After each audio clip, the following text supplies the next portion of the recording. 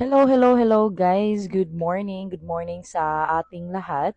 So ngayon po ay mag-a-unboxing tayo ng binili ko sa Shopee. So syempre fragile siya, ibig sabihin delikado. Hindi siya pwedeng ihagis-hagis dahil baka may masira sa order. So mag-unboxing tayo guys kung ano ba ang laman nito. Sorry talaga guys, hindi tugma yung boses ko sa video na ito dahil hindi ko na on yung audio while nag-record ako nito. Okay? So ito po yung case niya sa labas. So bubuksan natin guys kung ano yung itsura niya in actual. Ayan. So ito yung manual niya guys. Okay.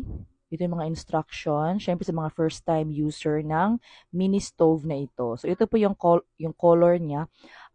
Yung pinili ko guys is light green because light green is one of my favorite colors. Okay? So, yan siya guys. Dito ilalagay ang butane. Okay? Mabibili nyo to sa mga minute na tindahan. Yung mga tindahan na meron din yung mga sari store guys. Nagbebenta sila ng mga butane. Okay? Ito siya. Napaka ganda niya guys. As in, napakaganda niya in actual. Ang kagandahan ko nito guys is magagamit ko ito kahit saan. Magagamit namin kahit saan. Makakapagluto kami. Okay? So, hindi na namin kailangan bumili pa ng uling. Okay? So, ito na is sapat na siya. Okay? So, hindi po kasali yung butane dito sa pag-order guys.